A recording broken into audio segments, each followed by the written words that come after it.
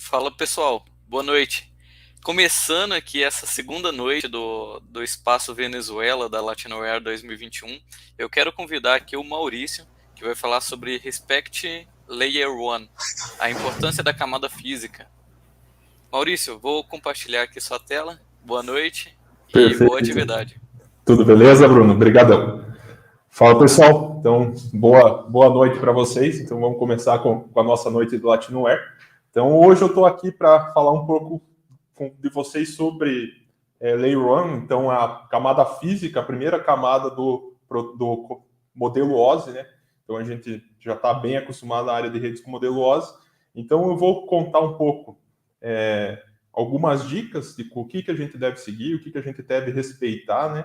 Para que não haja problemas dentro da nossa rede. E muitas vezes a gente acha que o problema está ligado com o hardware, está ligado com o software, e em si ele está lá na primeira camada. Então, primeiramente eu vou me apresentar. Então, quem é o Maurício, né? Eu sou esposo da Ana, pai do Heitor. Heitor está na barriguinha da Ana agora, esperando. Agora em dezembro nós vamos estar com ele por perto. Então, atualmente eu sou cofundador e CEO da Act Tecnologia, empresa que participei da fundação, ela já está com 2 anos no mercado, e a gente fala que a Act basicamente respira open source. Aqui dentro só entra se for código livre. Então, nossa empresa que cresceu em cima das premissas do código aberto, e assim que a gente quer seguir para o resto da carreira.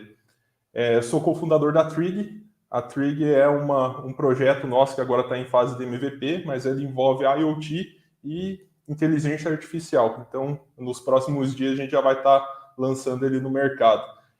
Atualmente, sou docente na Faculdade de Guarapuava, uma faculdade particular aqui na região, onde eu dou a aula para o curso de Engenharia Elétrica. Então, nas matérias direcionadas à aquisição de dados e redes de computadores. Também sou docente de pós-graduação na UTFPR de Curitiba, então na pós de cibersegurança. E minha formação, eu sou analista de sistemas com especialização em redes de computadores também pela UTFPR.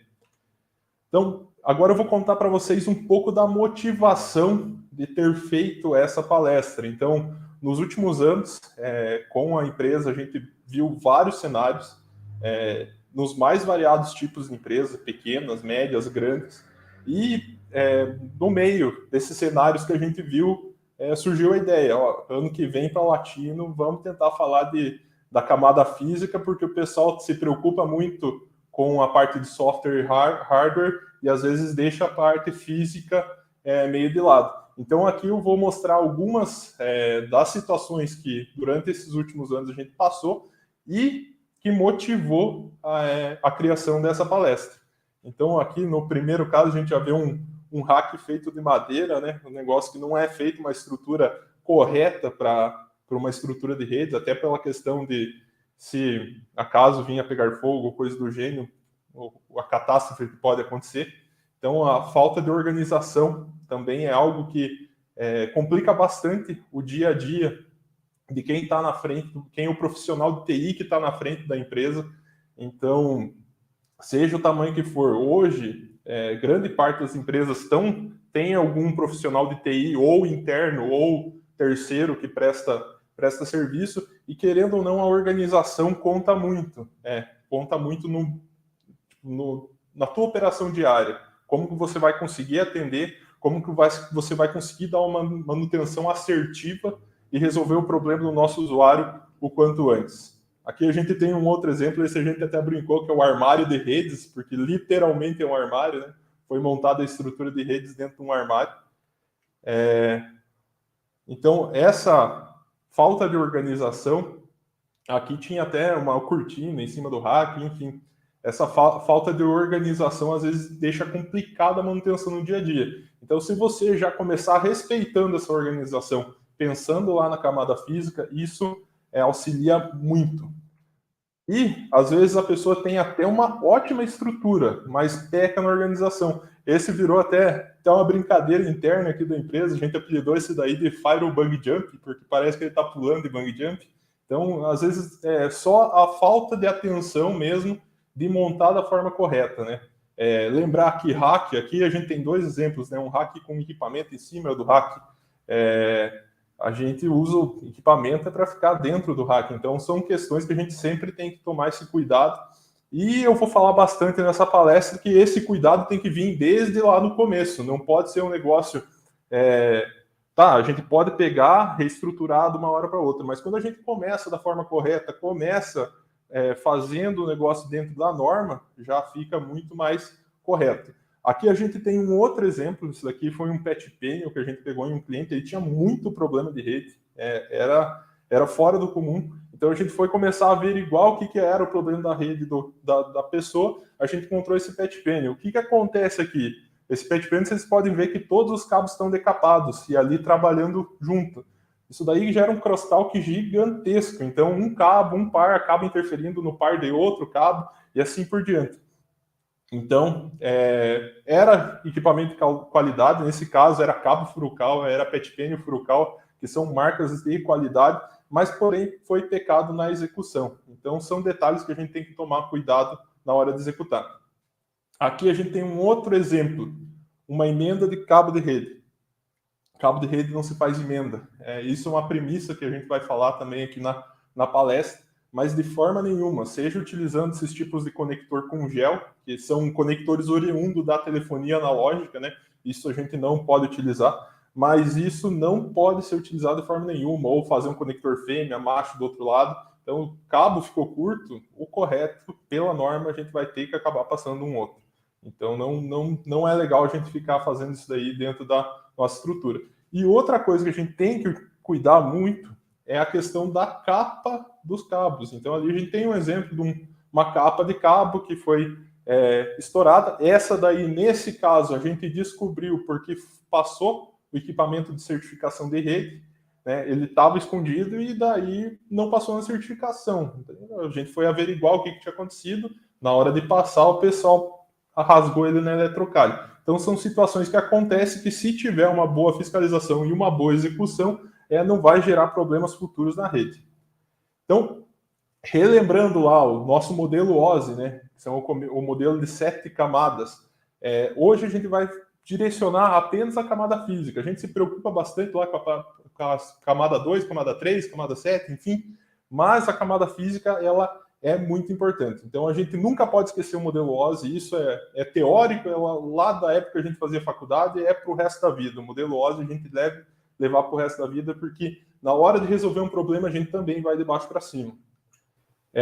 Boas práticas vão além do software, não adianta eu escrever um software bonito, usar boas práticas lá na hora da criação da minha rede, usar padrão da ISO para nomenclatura de equipamento, sendo que a minha parte física está bagunçada.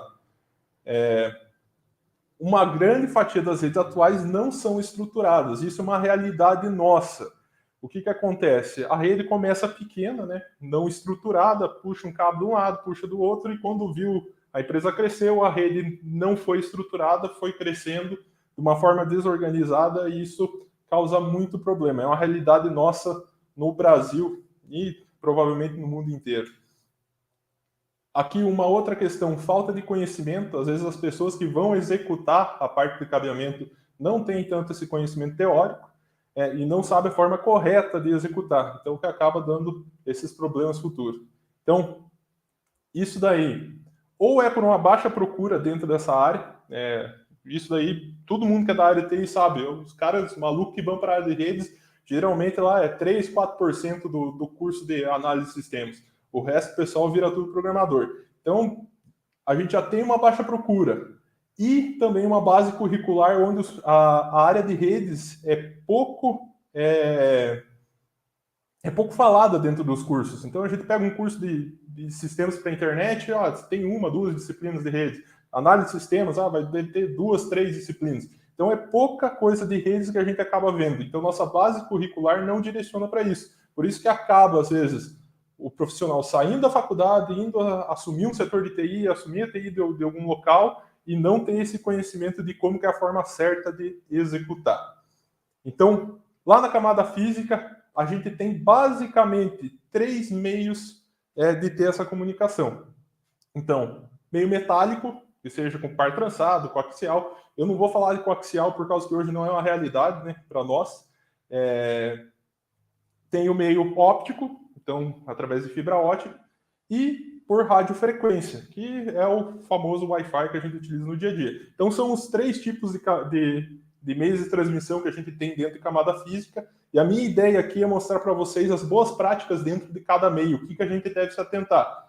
Vai dar tempo de falar tudo? Não dá, 55 minutos não dá tempo da gente falar tudo, mas dá para a gente ter mais ou menos uma ideia do que a gente tem que tomar cuidado toda vez. E daí a gente encerra falando sobre a questão que software livre que pode nos ajudar a fazer a gestão desse tipo de ativo. Passivo, desculpa. Então, cabeamento estruturado, basicamente, ele é regido por padrões e normas nacionais e internacionais.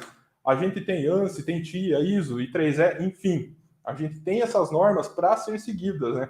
Então, teve pessoas que estudaram, então, basicamente, a gente apenas lê a norma e seguir ela. No Brasil, a gente tem a NBR, a 14.565, então é a NBR que vai regir a parte de cabeamento estruturado, e dentro dela a gente tem comprimento máximo de cabo, qual é a nomenclatura, tudo isso daí a gente consegue encontrar dentro da norma, basta a gente seguir. Então, a gente deve seguir o padrão desde o começo do projeto, tem que tomar muito cuidado para não começar aquele negócio que eu comentei, desestruturado e ir crescendo e não seguir o padrão desde o começo do projeto. Então, é um cuidado que a gente deve ter para não desenfrear uma situação pior. Aqui eu falo uma coisa, não crie seu padrão. Então, até a questão de padrão padrão de cores de um cabo metálico. Não adianta você criar o padrão. Existe uma lógica porque a gente usa o padrão, por que tem aquelas cores, por que aquela sequência. É para não dar atenuação, é para um par não interferir no outro e tudo mais. Então, nunca, jamais crie o seu padrão, né? Segue a norma. E aqui eu vou deixar já algumas dicas sobre a montagem de rack. Então, quando a gente vai montar um rack, ali vocês podem ver que tem um rack nosso, da empresa aqui, que a gente montou faz em torno de 1 ano e meio.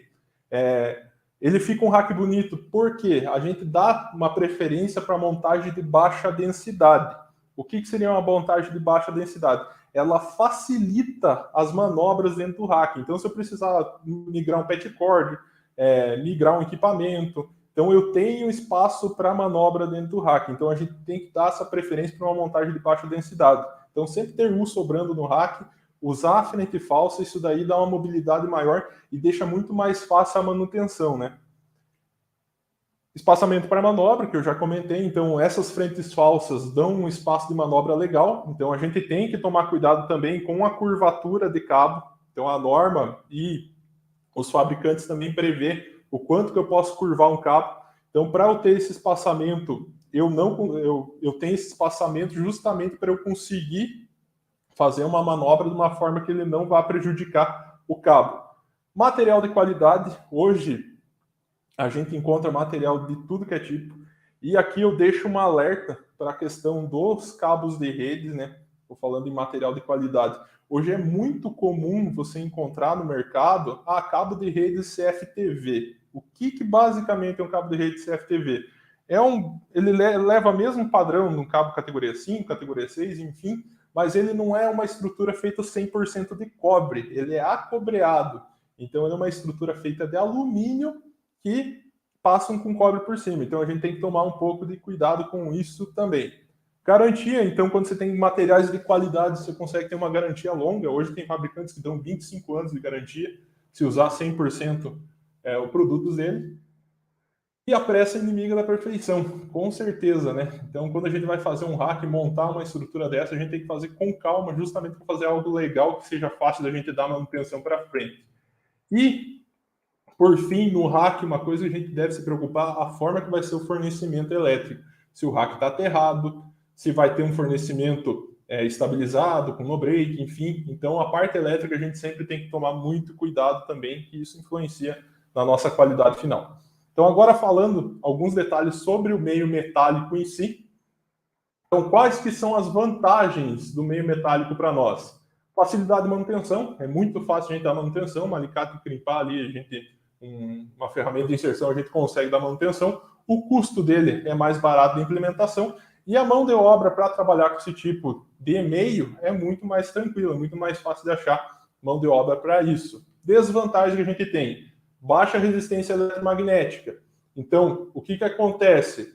Se é um caso que eu preciso passar um cabo junto com uma rede elétrica, eu vou ter que usar um cabo blindado. Mesmo assim, não é o mais indicado, né? A gente nunca passa cabo de rede junto com cabo blindado, com rede elétrica. Ah, mas se eu preciso passar dentro de uma subestação, que é um lugar que vai ter uma fonte eletromagnética gigantesca, daí já pode ser blindado. Ele vai acabar sofrendo um pouco de interferência. Então a gente tem que acabar migrando para fibra ótica. Então essa é uma desvantagem, essa baixa resistência que a gente tem de eletromagnetismo. Limitação de distância, que é um negócio que a gente vai falar para frente, mas a gente tem uma limitação por norma de até que distância a gente consegue chegar, e a má execução. Justamente porque é fácil de trabalhar com ele, a gente tem muita má execução. Às vezes as pessoas fazem esse negócio meio no achismo e executam daquela forma e assim fica, né? Fica, às vezes, o que é um negócio, uma gambiarrinha para ficar por pouco tempo, vira eterno e nunca mais ninguém arruma. E aqui alguns principais cuidados. Sempre siga o padrão. Então, se é o padrão A ou o padrão B. Uma coisa que é muito interessante, quando você está na frente da TI de uma empresa, né, você define um padrão para ser usado naquela planta daquela empresa. Se vai usar padrão A ou padrão B. E define isso daí para o resto da vida. Porque o que acontece? Você contrata um prestador de serviço, ele vem e executa o padrão A. Contrata outro, executa o padrão B. Enfim, isso é uma coisa que deve ser padronizada dentro da empresa. Então, se vai utilizar padrão A ou padrão B e assim por diante. Para não acontecer divergência, às vezes algum local vai passar por uma manutenção, a pessoa faz um lado padrão A, o outro acaba sendo padrão B, faz um cabo crossover, o negócio acaba virando uma bagunça. Então, a gente sempre tem que definir isso. Cabo de rede não se emenda. Então, nunca a gente se emenda um cabo de rede. Esse tipo de conector aqui nunca pode ser usado, então tem que tomar muito cuidado. Cabo de rede não é feito para se emendar. Seja daquela emenda que eu mostrei lá no começo da palestra, com as emendas de gel, ou seja esse tipo de emenda. Não devemos utilizar isso nunca.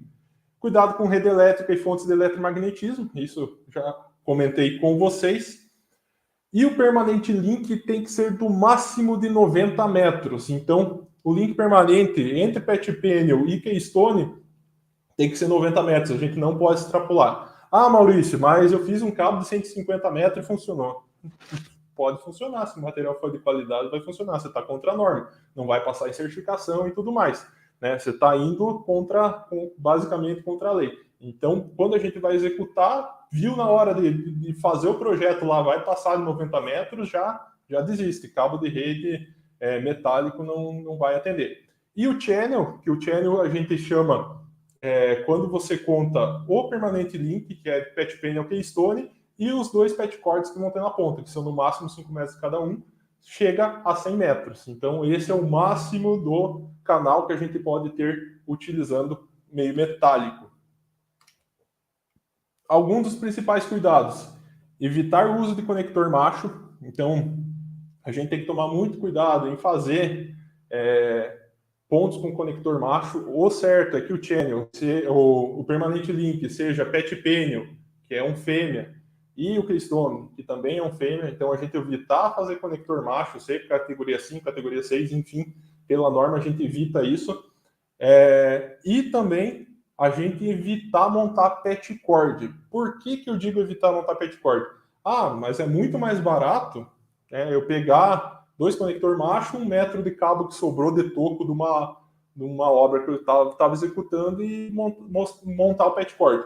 O patch cord ele é feito com uma malha diferente, então ele é muito mais maleável. O patch cord ele é justamente para fazer manobras. Então ele já é um cabo mais flexível para a gente conseguir utilizar ele com facilidade dentro do rack. Se eu monto um patch cord com cabo metálico convencional, a manobra fica horrível. Eu não vou conseguir organizar, o negócio fica complicado. Então, a gente evita montar patch cord. Na hora do projeto, o que a gente deve se atentar quando vai falar de meio metálico? Caminho específico. Então, eu tenho que ter uma eletrocalha específica para parte de cabeamento de rede. Então, não vou passar junto com uma eletrocalha de elétrica. Tem que tomar muito cuidado. Já vi muito projeto eletrocalha dividida, metade da eletrocalha para elétrica, metade para rede. Acontece que para frente vai cabo perto de outro, acaba tendo interferência eletromagnética. Então, o certo são eletrocalhas separadas, divididas. Cruzar um cabo de rede, quando a gente cruza o cabo de rede, assim, não tem problema. Tipo, a onda eletromagnética, um cabo de energia, cruzar um cabo de rede, não tem problema. O que a gente tem problema é ele andar em paralelo, então tem que tomar muito cuidado. Mas no computador, ali, aquele 1,5 metro que vai do computador até a caixinha, isso daí a gente admite aquela pouca de interferência eletromagnética que vai acabar tendo, né? Mas quando a gente passa junto com a eletrocalha, que vai, por exemplo, para alimentação do motor, vai para alimentação do ar-condicionado, alguma coisa assim, que tem um consumo, que tem uma potência muito alta, ele acaba gerando um campo eletromagnético maior. Então, as distâncias que a gente tem que tomar cuidado, então, ultrapassou 90 metros, a gente já elimina o uso de cabo. Classificação de flamabilidade, então a gente tem que tomar cuidado com o tipo de cabo que a gente vai utilizar e qual que vai ser a aplicação dele. Então, dependendo da situação, eu preciso de um cabo que não seja inflamável. Claro que o cabo que não é inflamável, o custo dele é maior. Então, você tem que sempre tomar cuidado qual que vai ser a aplicação. Categoria. Então, aí vem até uma questão muito polêmica. A maioria dos projetos hoje, você viu o pessoal utilizar a categoria 6 desenfreadamente. Mas eu vou falar que boa parte desses projetos não tem a necessidade de ser categoria 6 ou categoria 5 atende.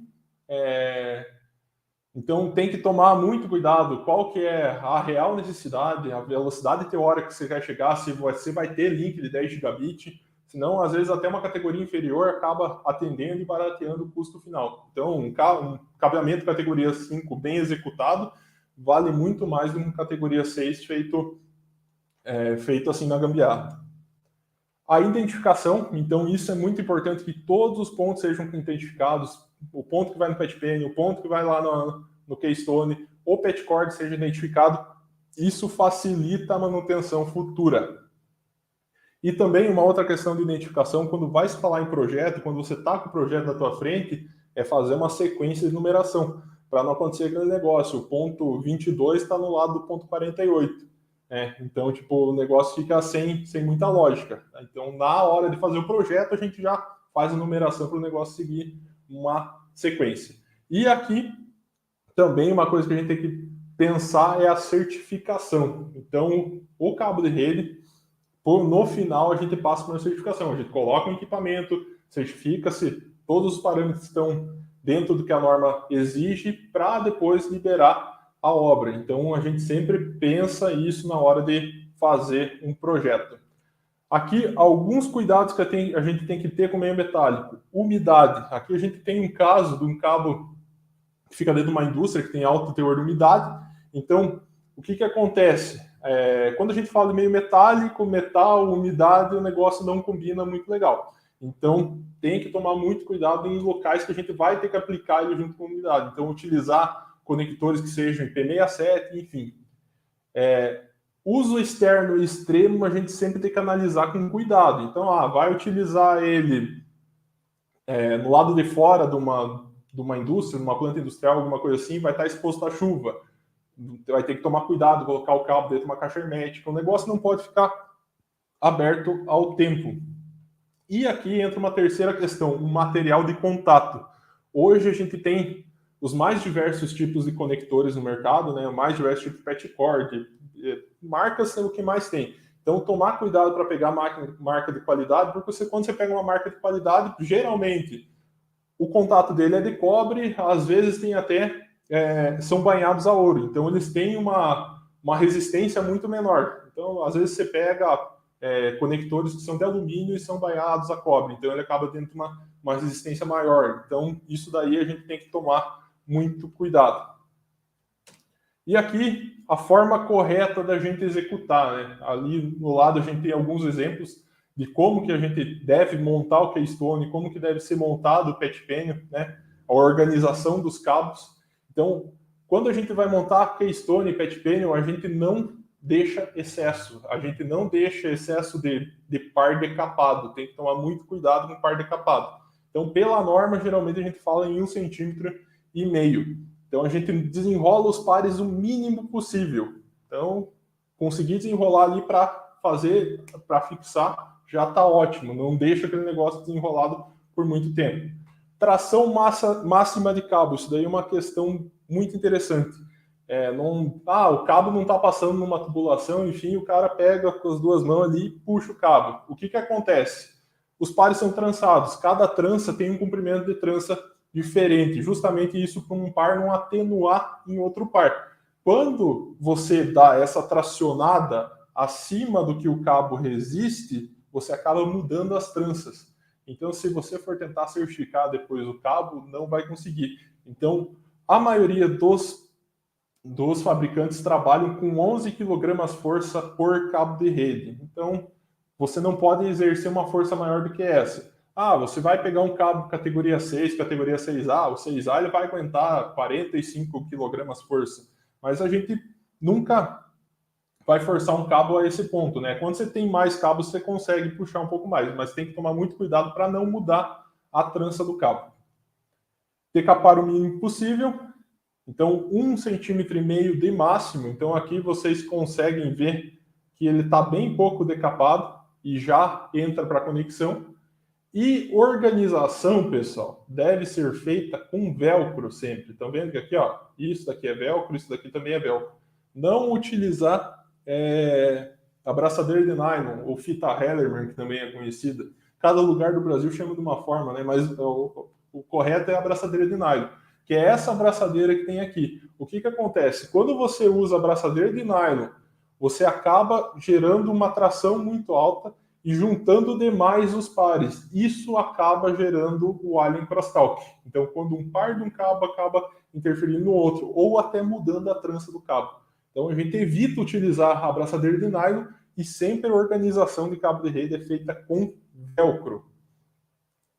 Aqui eu falo também sobre a certificação. A certificação é algo muito importante. Então, a gente tem duas formas de certificar. Ou Permanent Link ou Channel. Qual que é a diferença? O Permanent Link vai ser do Patch Panel até ao Keystone e o Channel vai ser de Patch Cord a Patch Cord. Então, você tem essas duas formas de certificar. Então, ela vai trazer para nós algumas informações. Então, a certificadora é um equipamento que traz várias informações para nós, mas tem informações ali que ajudam a gente a resolver problemas e justamente a certificação garante que a nossa rede foi executada da forma correta, né? Se não houve tracionamento, que foi utilizado equipamento produto de qualidade e tudo mais. Então, o mapa de pares, então se caso os pares estiverem invertidos ou forem montados de uma forma diferente, ele vai trazer para nós o comprimento do cabo e o comprimento dos pares.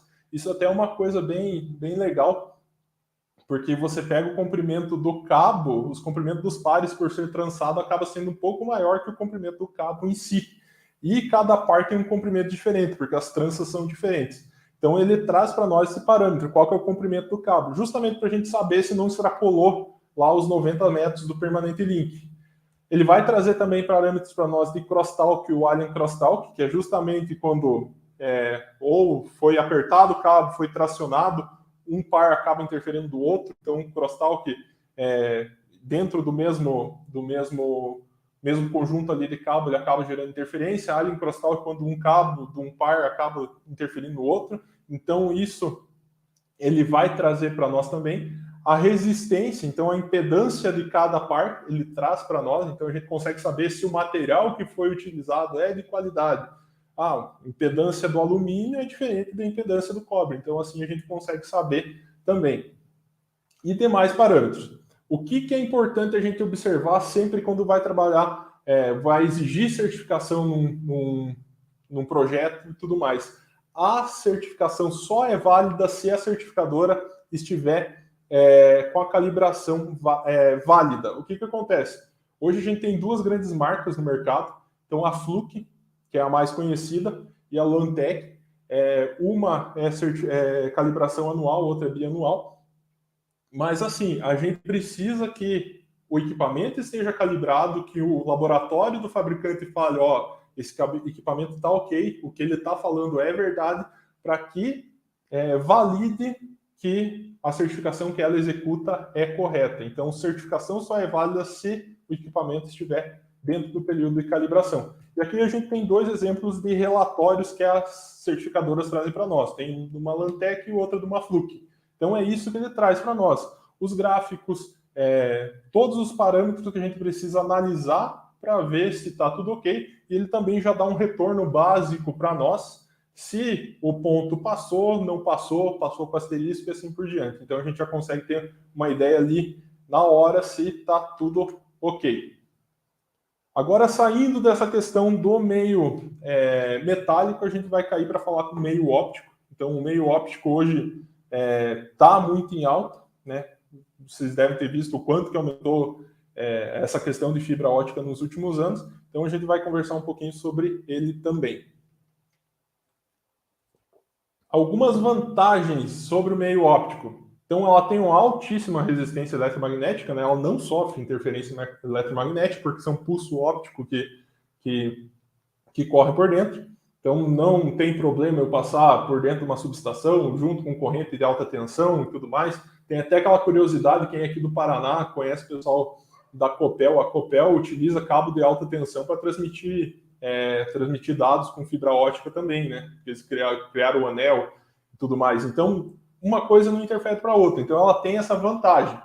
Distância de transmissão, isso nem se fala, né? De acordo com a tecnologia que você usa, você consegue chegar em distâncias gigantescas. Então, a gente sai daquela limitação que a gente tinha no meio metálico e uma escalabilidade gigantesca. Então, a gente consegue ter uma escalabilidade muito maior quando a gente trabalha com fibra ótica. Por quê?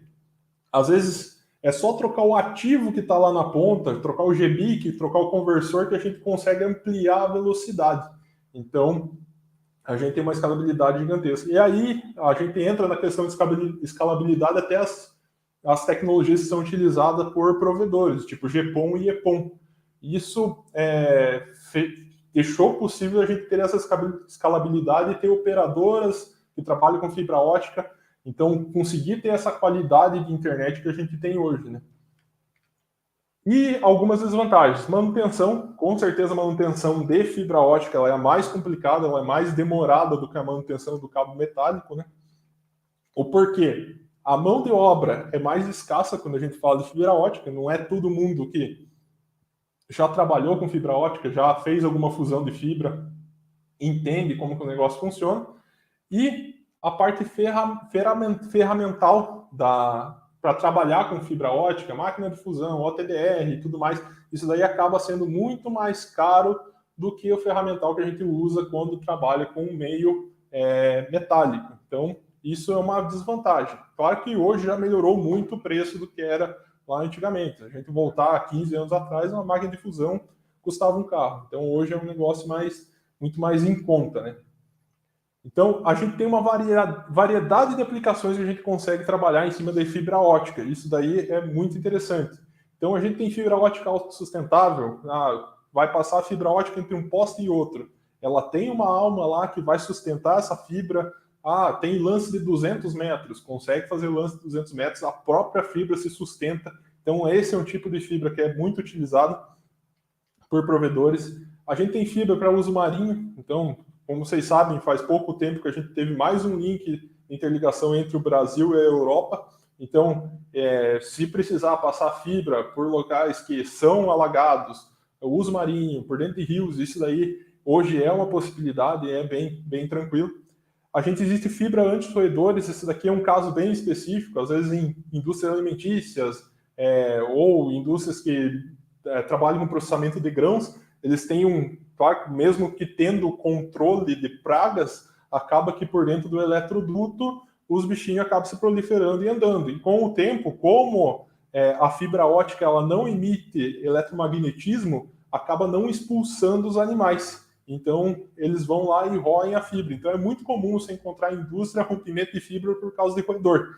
Então, hoje existe fibras que são feitas justamente anti-roedor. Então, que ela tem uma proteção e quando o roedor vai lá roer, ele repele ou não consiga roer. E uso interno, então mais maleável, se precisar fazer uma dobra, alguma coisa assim, claro que respeitando a norma também, essa questão da dobra, dentre outras aplicações. Então, na hora do projeto, com fibra ótica, o que a gente deve se atentar? Possibilidade de compartilhamento de caminhos. Então, vou precisar passar uma fibra ótica, posso passar junto com a parte elétrica? Cara, pode, sem problema nenhum. Então, o interessante é você identificar que é uma fibra ótica. Então, colocar as plaquetas de espaço em espaço para identificar que aquilo ali não é um cabo elétrico e é uma fibra ótica. Mas você pode compartilhar caminho com cabos elétricos. As distâncias que a gente vai utilizar versus padrão. Então, a gente tem monomodo, multimodo. Aí tem uma questão também de custo. Quais são as distâncias que a gente vai querer percorrer, se a gente pretende no futuro ampliar. Então, isso daí a gente deve levar em consideração na hora de fazer o projeto. Como o cabo de rede também tem, fibra ótica também, a gente tem que cuidar da flamabilidade. Expansões futuras. Então, quando a gente trabalha com um projeto de fibra ótica, a gente pensa, eu vou ter um ponto concentrador X, e próximo àquele ponto pode ser que no futuro a empresa cresça e vai precisar de mais um bloco. Então, você já coloca uma fibra ótica que tenha a possibilidade de expandir no futuro. Então, que não precise colocar mais um ativo. Então, já vou prever para lá uma fibra de 12 vias, uma de 24 vias, para que eu consiga expandir no futuro sem precisar passar por um ativo de rede, passar por dentro de um switch, para daí acabar o negócio cascateando mais ainda. Então, a gente já pensa nas FOs que vai ter em espera. Velocidades futuras. Então, se eu pretendo ter uma escalabilidade maior, um exemplo, eu penso que no futuro eu preciso chegar, hoje a minha rede pode ser 1 gigabit, meu core da minha rede, mas no futuro tem que ser 10 gigabit, tem que ser 40 gigabit, tem que ser 100 gigabit. Qual vai ser a tecnologia de cabo óptico que eu vou utilizar para que no futuro eu não precise trocar o cabo óptico, eu só troco o ativo de rede. Então, isso eu tenho que levar em consideração. A identificação, isso é muito importante, né? Tipo, nas fibra ótica a gente usa a plaquinha, falando qual é a rota dela, da onde que ela vem, para onde que ela vai, identificação dela. Isso ajuda na questão de manutenção futura. E certificação. Fibra ótica a gente também consegue certificar tão como um cabo de rede. Então, pós e contras da gente ter a fibra ótica tá tão popularizada hoje em dia, né? Ela ficou com um acesso muito mais fácil.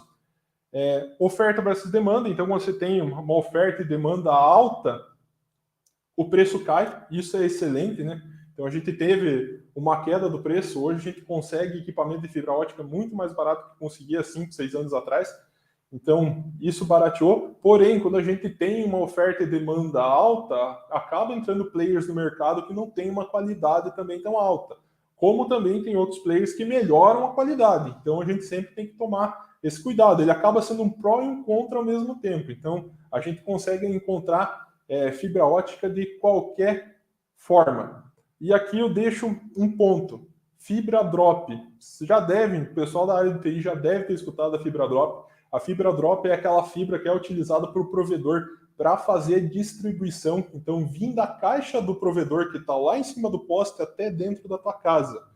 Tomar muito cuidado com o uso de fibra drop dentro de planta. Existe fibra geleada, a correta para ser utilizada dentro do lugar. A fibra drop ela não é indicada para isso, ela é indicada para distribuição. Então tem que tomar muito cuidado com o uso de fibra drop desenfreado. E a gente teve um aumento de profissionais na área. Hoje você consegue encontrar gente que trabalha, até pela questão dos provedores e tudo mais, a gente consegue encontrar mais gente que trabalha com fibra ótica. Então ficou muito mais fácil.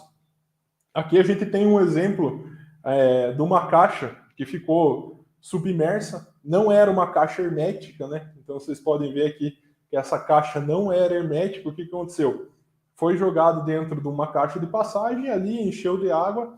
E aqui a gente também tem um outro caso. Isso daqui é uma distribuição feita com fibra drop. Então é uma distribuição interna feita com fibra drop. Não é o correto. Aqui deveria ser outro tipo de fibra. Então alguns cuidados que a gente tem que tomar quando trabalha com fibra ótica. Deixar a fibra exposta à umidade. Eu não estou falando do cabo em si. Eu estou falando da fibra, obrigatoriamente. Depois que você decapa o cabo ali, tira as proteções, a fibra ela não pode ter contato com umidade. Tanto que quando a gente vai fazer a limpeza da fibra, antes de fazer a fusão, a gente usa álcool isopropílico. Por que a gente usa álcool isopropílico? Porque o álcool isopropílico ele tem um teor de pureza gigantesco e o grau de umidade dele é baixíssimo. Então, justamente porque quando você coloca umidade na fibra, ela fica extremamente quebradiça. Então, não pode deixar. Sobra técnica, isso é muito importante. Às vezes eu vou fazer um lance de um poste ao outro. Há a possibilidade que ali alguém passe com um caminhão no futuro e rompa aquela fibra, você já deixa uma sobra técnica lá no poste esperando algum futuro poder romper essa fibra. Porque é melhor você prever isso no começo, gastar no começo do projeto e quando algum dia vinha romper e tudo mais, seja mais fácil. Isso vale também para a caixa de passagem. Então, você ter essa sobra técnica em alguns locais, se caso houver rompimento, você conseguir trazer essa sobra técnica de ambos os lugares e executar uma fusão. Tração máxima do cabo, isso daí é uma coisa muito interessante. A gente tem aquele estigma, fibra ótica é frágil. Gente, eu digo que fibra ótica é menos frágil do que cabo de rede metálico. É muito mais tranquilo você trabalhar com fibra ótica, tracionar uma fibra ótica do que um cabo de rede metálico. Então, você pega uma fibra ótica dessas, autossustentável, 200 metros, cara, dá para puxar um caminhão com o negócio, não aguenta tonelada de tração. Então, é muito mais tranquilo a gente tracionar uma fibra ótica do que tracionar um cabo de rede. E isso vai variar de acordo com a especificação do fabricante e a especificação do cabo, mas ela geralmente tende a ser mais alta, porque ela já tem uma proteção ou de fibra de vidro, uma proteção de Kevlar, então isso daí acaba dando um grau de resistência à tração bem maior. E a gente deve respeitar curvaturas. Então, um negócio legal que a gente utiliza quando vai trabalhar com fibra ótica é a caneta de laser. Então, essa caneta de laser serve para quando você não tem acesso ao TDR ou são distâncias curtas, descobrir aonde está um rompimento de fibra, né? Basicamente, como ela transmite luz, você coloca o laser de um lado, ele tem que chegar no outro. E se algum lugar vai estar rompido esse laser, ele vai escapar. Então, quando você coloca a caneta de laser de um lado e faz uma curvatura muito grande com uma fibra, entorta ela, você vai ver que o laser começa a escapar na capa. Então, justamente por causa que atenuou ali e começa a escapar. Então, a gente tem que tomar cuidado na hora de fazer curvaturas com a fibra ótica. Deve respeitar o que a norma diz. Aqui a gente tem o OTDR. Então, o OTDR, ele traz para nós um teste que a gente consegue descobrir, houve um rompimento de fibra. Vamos pensar numa situação hipotética, pessoal. Eu tenho uma fibra subterrânea que liga Curitiba a Foz do Iguaçu. E, num momento do dia, parou de funcionar, rompeu. Como que eu vou descobrir aonde que está esse rompimento de Guarapuava a Foz do Iguaçu? Então, eu utilizo justamente esse tipo de equipamento, que é o TDR, que eu consigo descobrir com quantos quilômetros que rompeu aquela fibra. Então, ele traz algumas informações para nós, como o comprimento da fibra. Então, se eu quiser saber qual que é a distância dessa fibra, eu consigo por ele. Aqui a gente só tem que tomar um cuidado. O ATDR, geralmente, ele trabalha, de acordo com a marca, né?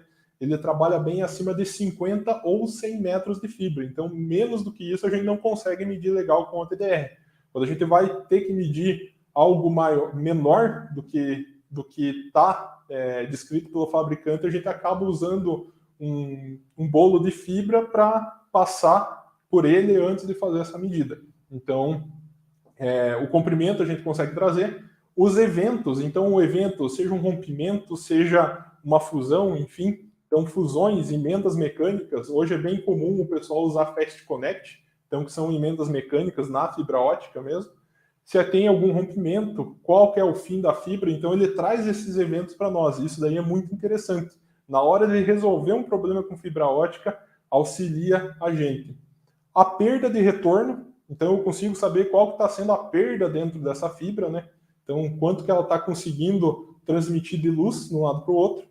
O teste, geralmente, a gente faz com a fibra apagada. O que é a fibra apagada? Ela não vai estar conectada no equipamento no outro lado, ela vai estar solta. Então, a fibra vai estar apagada para a gente conseguir fazer esse teste. Se tiver vindo iluminação do outro lado, a gente não consegue testar. E também, assim como a certificadora de meio metálico, de cabo de rede, a calibração também tem que estar válida. Então, aqui a gente tem um exemplo de um retorno de um OTDR. Então, ele traz para nós aqui qual que é a distância. Esse é um exemplo aqui, quase 300 metros de distância. Qual que foi a perda de retorno? Se passou ou se houve falha. Quais que foram os eventos? Aqui tem um splitter, aqui tem uma fusão, aqui o fim da fibra. Então, tudo isso daí ele consegue trazer para nós. Então, a gente consegue saber no caso do rompimento ou tudo mais. Agora, partindo para o final, eu vou falar sobre radiofrequência. Basicamente, radiofrequência a gente vai focar em um Wi-Fi. Eu espero que dê tempo da gente falar tudo que precisa assim. Hoje, esse último ponto de camada física é o mais complexo da gente dominar. Então, por que é o mais complexo? Porque a gente tem muita variável do ambiente ali atrelada que pode vir a gerar algum tipo de atenuação e tudo mais. Então, ele é muito mais complexo do que o meio de fibra ótica ou o meio metálico. Ele pode ser tão confiado quanto uma rede cabeada. Com certeza, ele consegue ser muito confiável, né? Se for bem configurado. E o Wi-Fi é um espectro de rádio não licenciado. O que é legal de ser um espectro de rádio não licenciado? Se eu quiser comprar um AP e colocar na minha casa, eu posso colocar, porque ele não é licenciado. Se ele fosse licenciado, eu tinha que ligar para a Anatel. Eu tinha que pedir para a Anatel liberação para poder montar um AP dentro da minha casa. Então, por não ser licenciado, é muito mais tranquilo. Aqui eu trago algumas coisas para a gente conseguir entender como que o meio de radiofrequência funciona. Então, basicamente, são ondas eletromagnéticas, né? E a onda eletromagnética se propaga na velocidade da luz. Então, ele é um meio compartilhado. Então, quando é um meio compartilhado, a gente tem que tomar um pouco de cuidado, né? Então, é diferente quando a gente tem um meio dedicado, aqui ele é compartilhado. E ele é mais sensitivo a interferências. O que acontece? Aqui a gente tem uma terceira questão. A frequência e o comprimento da onda eletromagnética são inversamente proporcionais. Então, quando a gente tem uma frequência mais alta, a gente tem um comprimento de onda menor. Uma frequência mais baixa, um comprimento de onda maior. Isso a gente vai conseguir lembrar lá de antigamente, quando a gente tinha FM e AM. Geralmente, a frequência da AM é bem menor e a AM ia longe. A gente conseguia, com rádio, escutar aqui do Paraná, escutar uma rádio lá de São Paulo. Isso porque ele trabalhava numa frequência e tinha um comprimento de onda altíssimo. Quando você fala de FM ela já é para curtas distâncias, porém com uma qualidade maior. Então a gente consegue fazer essa mesma questão. Isso vale para o 2.4 e o 5 GHz. Então cada um tem um comprimento de onda diferente. E aqui nesse quadro a gente consegue comparar. Se vocês verem a linha verde, isso daqui é o 2.4. A roxinha aqui é o 5 GHz.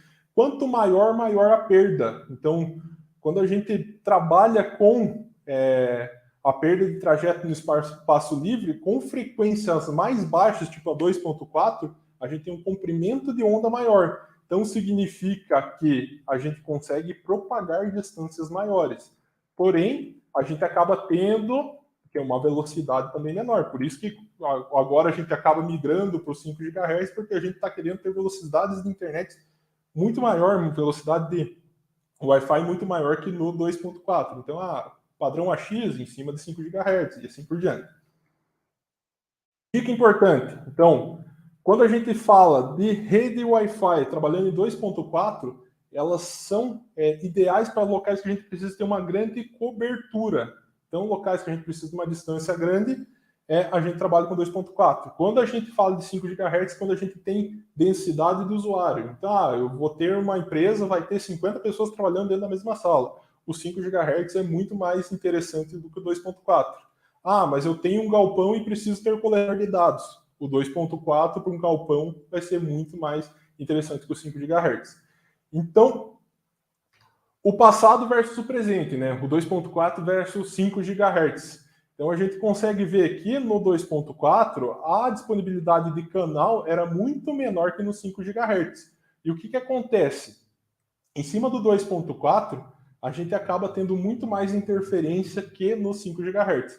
Então, uma coisa que causa interferência em 2.4 é um micro-ondas que está vazando, que não está com a gaiola de Faraday dele bem fechada, então ele acaba vazando ondas. Acaba que o micro-ondas atrapalha na rede sem fio 2.4. Bluetooth também trabalha em 2.4, um pode gerar interferência no outro. Fones, babá eletrônica, qualquer equipamento que trabalhe dentro da mesma faixa pode causar interferência. Então, por isso que o 2.4 é uma faixa muito utilizada, por causa da distância, ele tem uma qualidade legal, ele consegue uma distância ok. Então, a gente tem que tomar esse cuidado por causa que tem várias coisas no mercado que acabam gerando interferência nele. Então, sempre que a gente vai utilizar o 2.4 ou 5 GHz, o canal que é mais limpo. Aqui fica uma dica. Hoje, para Android, a gente tem vários aplicativos que a gente consegue descobrir quais que são os canais que estão menos uso. Então, antes de eu implementar uma rede nova, eu faço um scan com o celular, vejo qual que é o canal que está em menos uso e uso o canal que está mais limpo, que tem menos APs naquele canal. O que acontece? Quando a gente tem menos equipamentos naquele canal, a gente, por ser um meio compartilhado, gera menos interferência. Então, no 2.4, a gente prioriza o canal 1, 6 e 11, porque aqui vocês conseguem ver. Ó, canal 1, canal 6 e canal 11. Na imagem anterior fica mais tranquilo. Canal 1, canal 6 e canal 11, eles não se sobrepõem.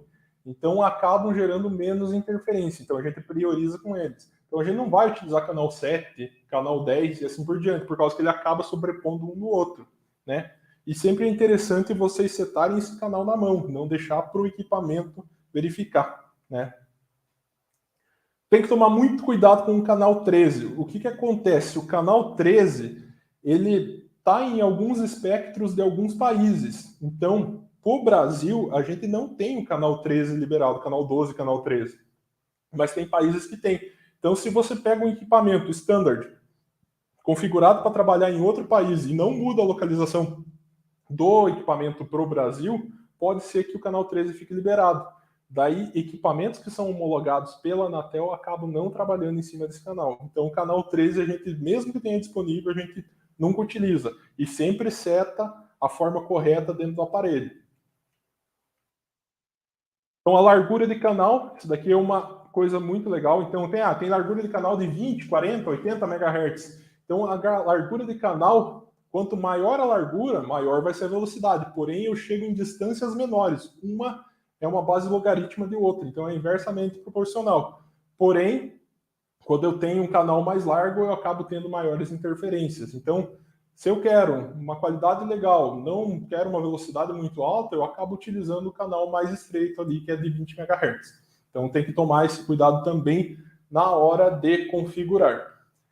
Sempre ficar atento ao datasheet do equipamento, pela montagem correta, então orientação, se ele vai na vertical ou vai na horizontal, né? As distâncias que ele vai atender, não existe de forma mágica, esse AP vai resolver todos os meus problemas, e altura. AP não é feito para ficar a 10 metros de altura, tem que tomar muito cuidado. Então, tem a altura correta que a gente pode trabalhar com cada tipo de equipamento.